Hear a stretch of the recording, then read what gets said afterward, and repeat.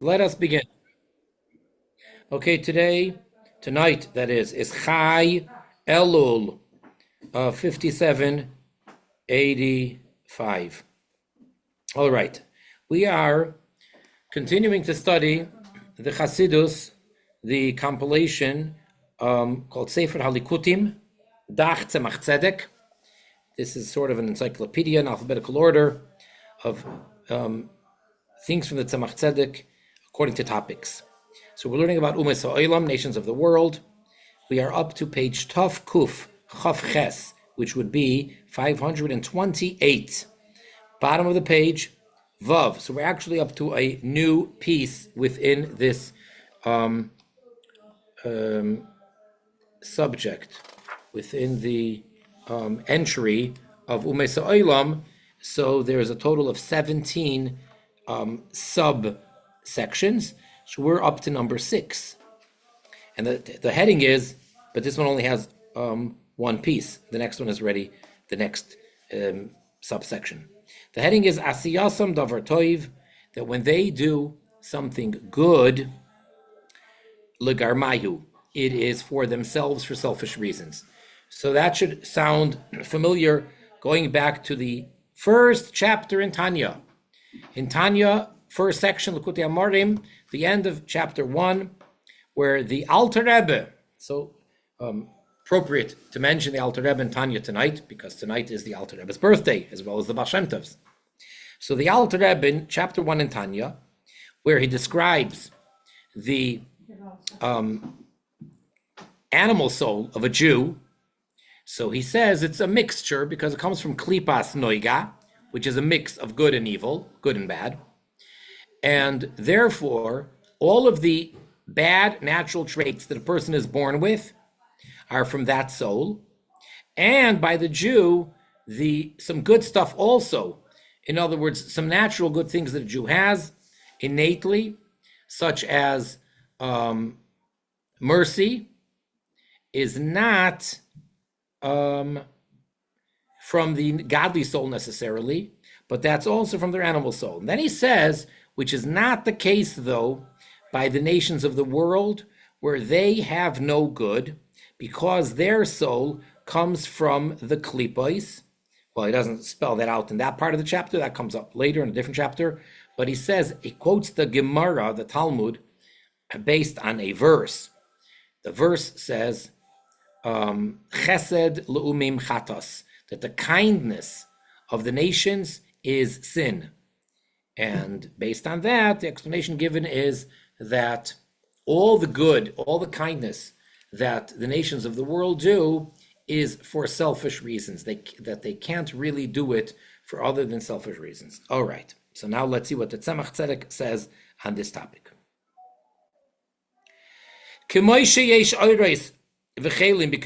Just as you have lights, energy, and vessels in the side of holiness, of Kedusha, Kimoy Kain, likewise, Yesh Oyrois V'chelim B'klipa. So too you have the concept of lights, energy, and vessels in Klipa. Rak, only, Shehahevdel hu, that the difference is, Be'inyan Ribui Umiut Kelim, with regards to the quantity, how much and how little the vessels are. Shebi Kedusha, that the system, the order in Kedusha, and the side of holiness is Huribui Or Umiut Kelim. It's a lot of light. The light is very much, and the vessels are less, are small, are not much. And in the side of Kalipa, in that which conceals over the holiness, in the negative side, so there it's the opposite. Miut or, it's little amount of light. Veribui chelim, and it's an abundance, lots of big vessels. Vehu bechinas noiga, and this in fact is that idea of noiga, which again, noiga literally means to shine.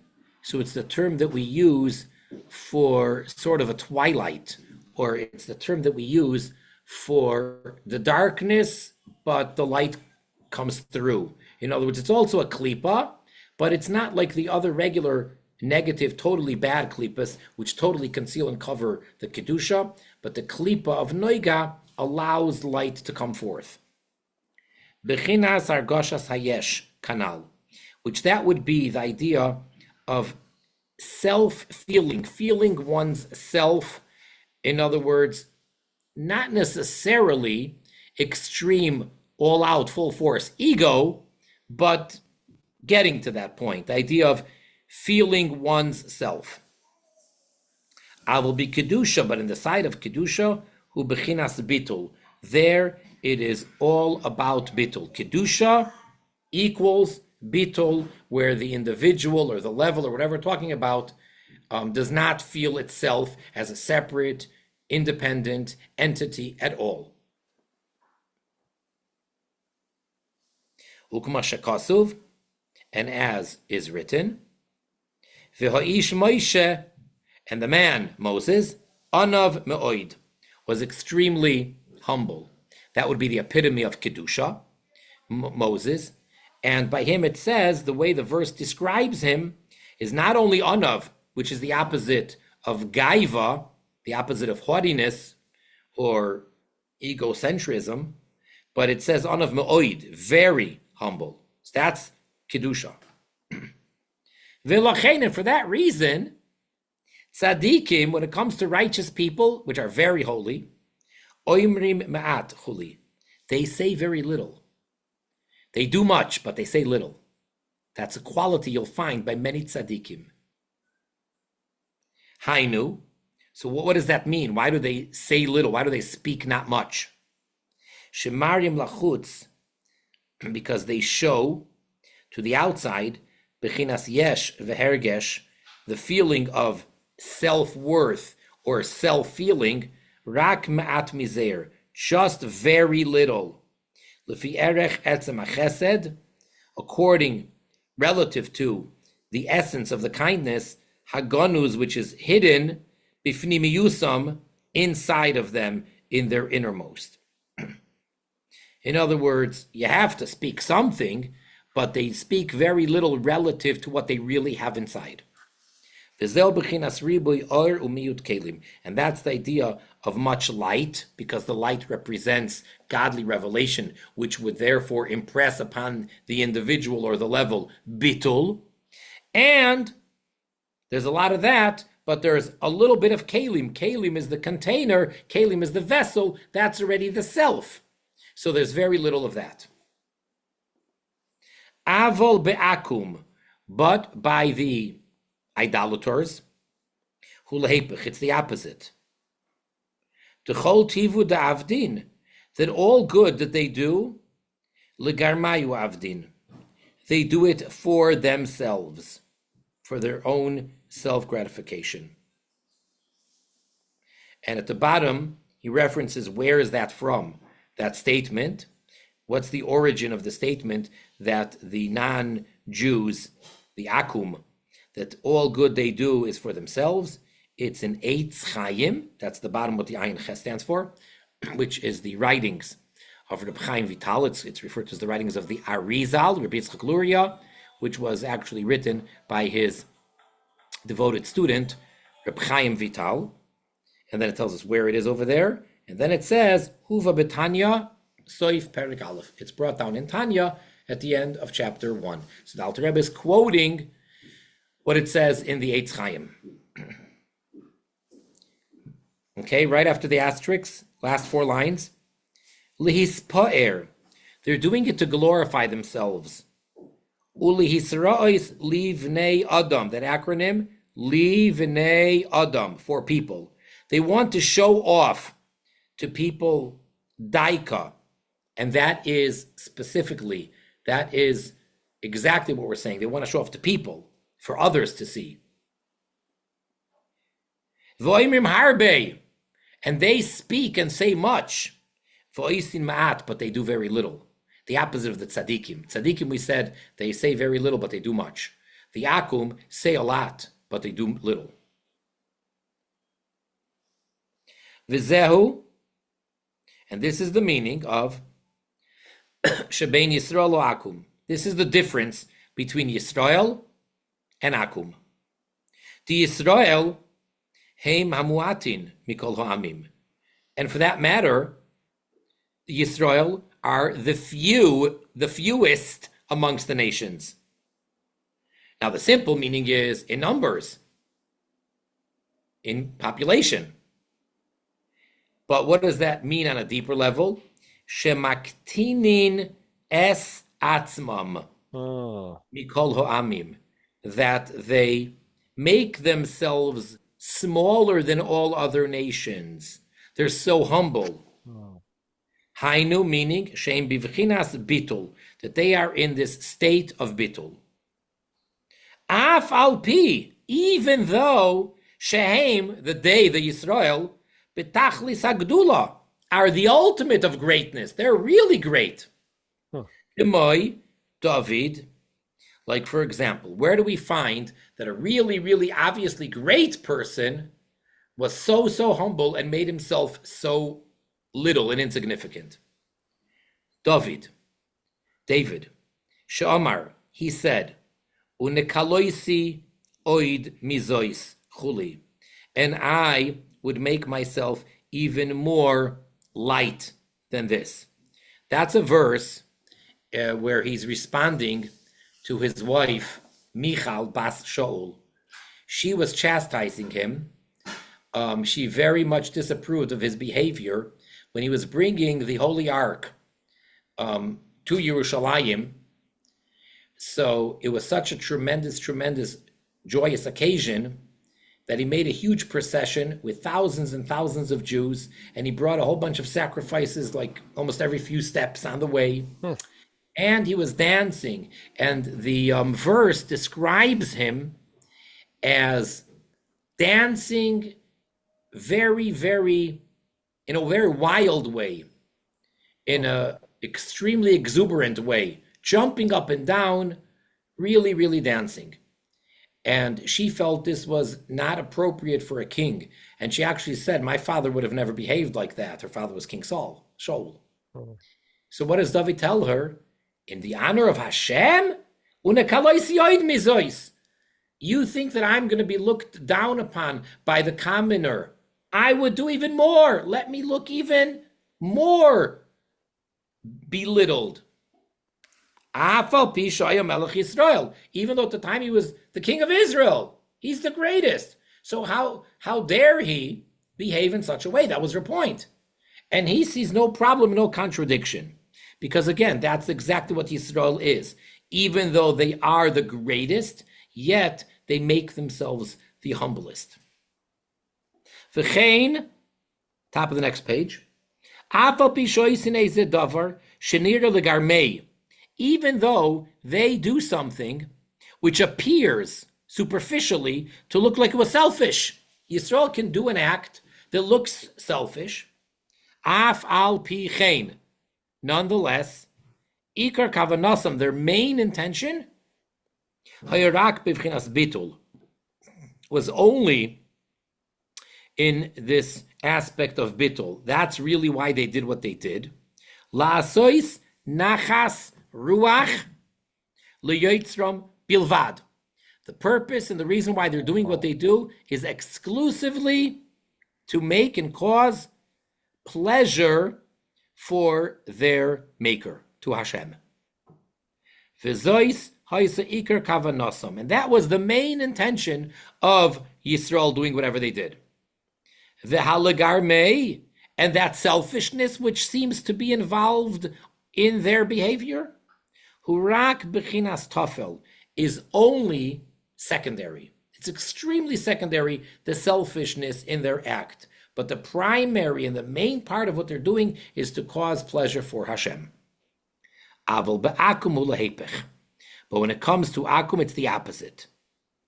Uchemaimer razal, which is an acronym within an acronym, which means like the statement of our sages, Rabbi Seinu Zichronam Livracha, of our rabbis of blessed memory. And this is quoted in two places, as he brings in the bottom, from the Gemara from Talmud. Rosh Hashanah 4a and Bava Basra 10b. What does it say in these two places? Ha'omer, one who says, talking about Yisrael, Sela Zoi, this coin, certain type of a coin, Litzdaka, I'm giving this coin, this Sela, to charity, Bishvil sheyichye b'ni, so that my son should live. He's doing it in the merit of his son. Like, let's say he has, heaven forbid, a sick son who needs healing. So he wants merit for that son to protect him and to make him live. So if a person says, behold, this coin I am donating to tzedakah so that my son shall live, says the Talmud, harei tzadik gomur. So behold, this person is a complete, absolute tzaddik, righteous person. Umakshe chulei, then the Talmud asks the question. Umeshani, and the answer they're given is, kan be Yisrael, kan ba Amalekim. That whatever the way they presented the question, they say, no, there's two different ways of doing it. Here we're talking about a Yisrael, and here we're speaking about Amaleki, the nation of Amalek, the terrible, wicked, evil nation of the non-Jews, Amalek, the worst. In other words, there's a difference. So even though it seems like the Yisrael did it for a very selfish purpose, he wanted to save his son's life. No, even when he makes that declaration, and it seems like that's the only reason he's giving tzedakah, that's not really what's behind it. But if an Amaleki would do the exact same thing, then we say, yes, that's exactly what he's doing it for selfish purposes. Lochein Amru Razal, therefore, our rabbis made a statement, Le'asid Lavoy, in the future to come, meaning in the Messianic era, HaKadosh Baruch Hu, the Holy One, blessed be He, Hashem, Noisein Le'oivd Le'akum, really, Noisein Le'oivdei Kechavim, he gives the non-Jews mitzvahs sukkah. He's going to give them the mitzvah of sukkah, tabernacles, the huts, umoitzi chama min arteka, and he's going to take the sun out of its sheath, out of its protection, vehein yoitzin, and then they're going to walk out, umeva'atin basukah chuli, and they're going to kick, they're going to rebel against the sukkah. They say, we can't handle it. In other words, he's going to give them the mitzvah of sukkah. You wanted mitzvahs. The Jewish people, for some 3,000 years, had mitzvahs. They had a mitzvah of sukkah. Every year, in the autumn, they go out of their houses and they move into this little booth, this outdoor hut. Okay? Here's the mitzvah. And then he makes it unbearably hot. Unbearably hot. So they go out of the sukkah, the nations of the world, and as they're doing so, they are kicking against the whole thing. And that's the thing, right? Because Yisrael can technically, if for health reasons or whatever, they can, if it's too hot. That's what he's going to say now. Ulechaira says that Tzemach Tzedek, but seemingly, kashe, this whole statement seems difficult. Lama yevatu basukah, why do they have to kick and leave in such anger and disgust? Yetzu bedin min hasukah. They should be able to actually go out of the sukkah under those conditions legally. Part of the mitzvah should allow them to leave. Haloi, for behold, mitztaer patur min sukkah. We have a rule that applies to the Jews in the mitzvah of sukkah. One who is suffering, one who is uncomfortable, is exempt from the mitzvah of sukkah. So if there's extreme weather, like if it's sub-0 degrees, or if it's above 150 degrees, you are absolutely allowed to leave the sukkah. So what's the big deal? The Akum are leaving the sukkah because Hashem seemingly unfairly made it unbearably hot? Why do they have to kick? Let them just walk out in a respectful manner. They're allowed to leave. As a non-Jew, that's like an excellent test, in my opinion. Like, that really is like such a good I don't want to call it story, but like that's really good. They go through the logic of it all, and I think that's excellent. So he explains, why are they getting so upset? Says the Tzemach Tzedek, Ach, beginning of the line, Ach, however, Hu mitam, it's for the reason, she'ikar asiyasam, because the primary way of their doing and fulfilling this mitzvah, even then, Hurak legarmei, it's only for selfishness. They want to do mitzvah for selfish reasons, not to cause pleasure and fulfill the will of Hashem. So even the mitzvah of sukkah that they finally got and that they want, they're doing it for selfish reasons. V'lochein, v'afilu im oisim lefa'am mitzvah, and even if they do one time or once in a while they do a mitzvah, hurak li Yisrois, it's only to show off shem oisim that they're doing a mitzvah. V'lochein yiv'atu, and that's precisely why they will kick. Because their will was not fulfilled. They didn't get to do the mitzvah. They're not interested, oh, well, Hashem doesn't need us to do it now, or he doesn't want us to do it now.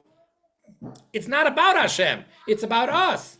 So therefore, they're upset because now he took away their opportunity to do their mitzvah. So it's all selfish.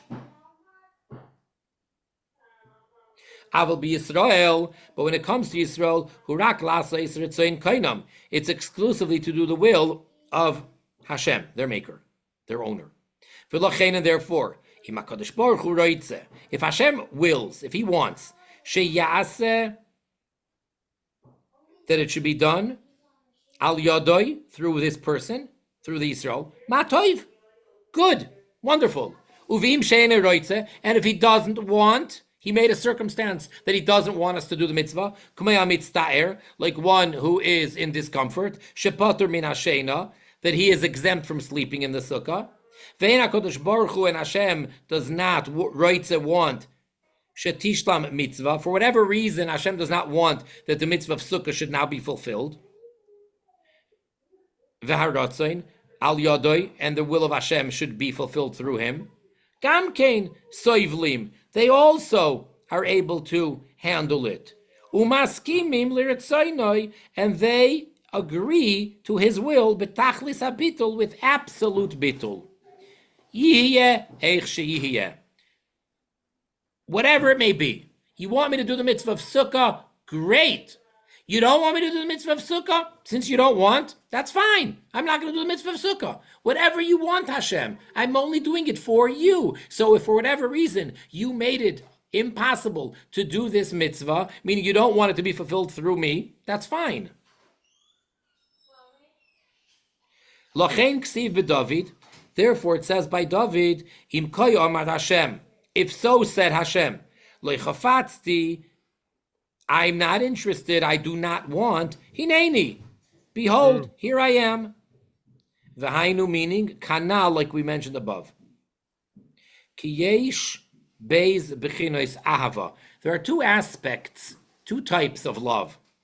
Hainu, meaning, b'chino achas, the Aleph, b'chino achas, one type, she'adam oyev l'achaveiroi, that a person loves someone else, loves a fellow. Umemali ritzoinoi, and fulfills the person who he loves will, b'chol ma de'efshar, whatever possible way. Whatever the person wants, whatever I can do for the person that I love, I'll do. Ach, however, kavanosoi, his intention is sheyehehu ha'oihev, that he should be the one who's loving, vehu ha'oiseh, and he should be the one who's doing, and fulfilling his beloved's will. And this is still the level of selfishness. In other words, it's not about my beloved getting what they need. It's about me giving it to them. If someone else were to give it to them, I would not be satisfied. I would be jealous. Oh.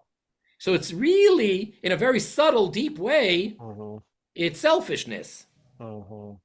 Ubechina Beis, the second aspect of a love, that the individual loves his friend, betachlis, in an absolute way. And what does he want? sheyismale ritzoynoi, that his friend's will should be fulfilled, mikol hatstadim, from all sides.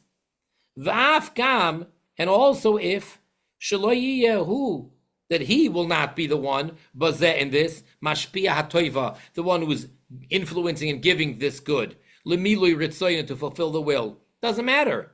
Mikol Makom, nonetheless, he still wants it, because I love that individual so much for their sake, because of them, not because of me, that as long as it gets done, as long as they get what they want. And that is true love from all sides. Vidal, which again is the acronym for Vidai Lemavin, and this is sufficient for one that can understand. So this is taken from the Tzemach Tzedek's Biurei HaZoyar. It's not from the Ora Torah, which most of the things here are, but this is from his explanations on the Zoyar.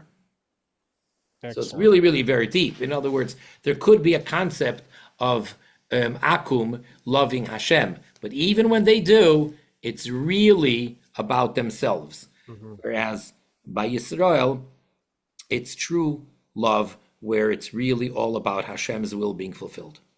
That's excellent. This is a very good explanation when it comes to, in the last chapter, I don't know if it's in the Tanya or the lessons in the Tanya, but the first chapter, excuse me, but the end of it, which you've mentioned, but specifically where it's talking about, it says something, it's a little cryptic, but it says he has a selflessness to love his fellow, so his fellow can get help, and so that he doesn't need his friend's help or something. And it's kind of cryptic. And I've always kind of guessed that this is what it means, but this is the actual explanation of it. Like, what does it mean? I love my fellow to where, well, like he said, to where he doesn't need my help. Right. This is excellent. This is an excellent explanation.